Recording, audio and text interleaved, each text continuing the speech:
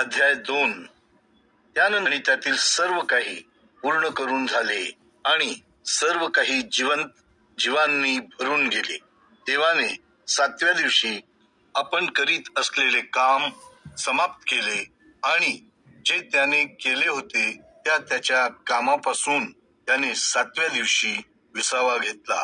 देवाने 7व्या दिवसास आशीर्वाद दिला आणि तो पवित्र केला, कारण देवाने त्याचे निर्मितीचे जे सर्व काम केले होते त्या आपल्या कामापासून त्या दिवशी त्याने विसावा घेतला.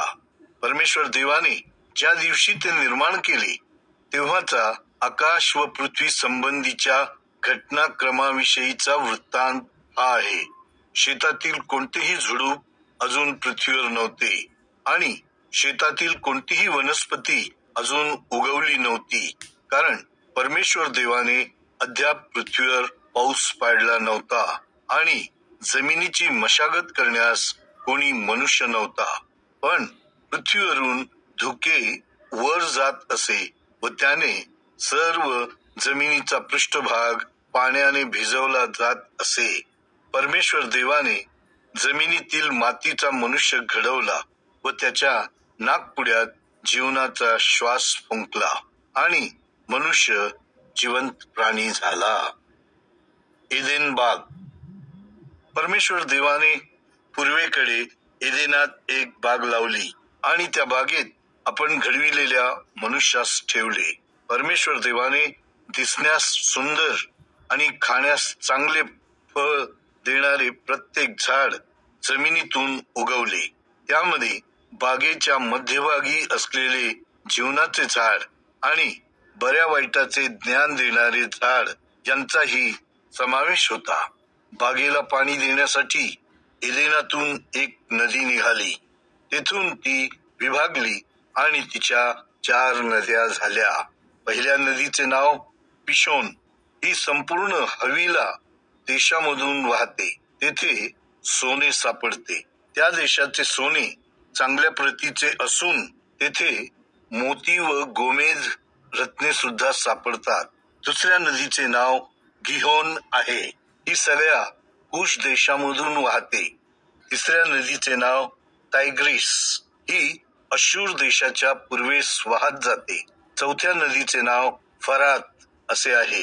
परमेश्वर देवाने मनुष्यास एदेन बागेत तिची मशागत करण्यासाठी व बागेची काळजी घेण्यासाठी ठेवले.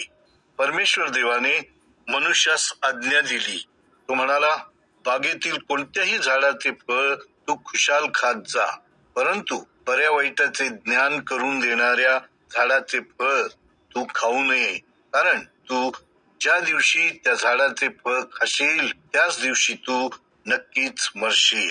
नंतर परमेश्वर देव बोलला, मनुष्याने एकटे असावे ते बरे नाही. मी त्याच्यासाठी सुसंगत मदतनीस निर्माण करीन.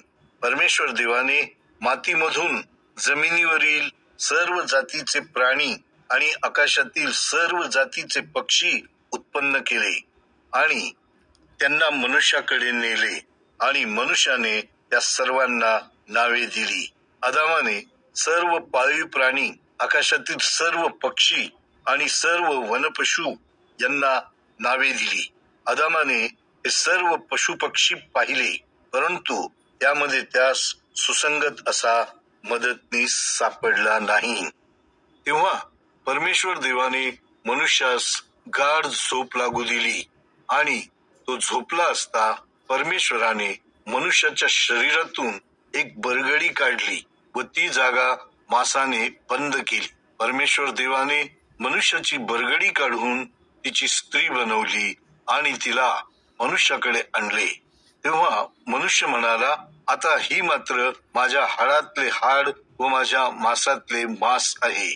मी तिला स्त्री म्हणजे नारी असे नाव देतो, कारण ती नरापासून बनवलेली आहे. म्हणून मनुष्य आपल्या आई वडिलास सोडून आपल्या पत्नीला जडून राहील आणि ती दोघे एक देह होतील. तेथे मनुष्य व त्याची पत्नी ही दोघेही नग्न होती, परंतु त्यांना कसलीच लाज वाटत नव्हती.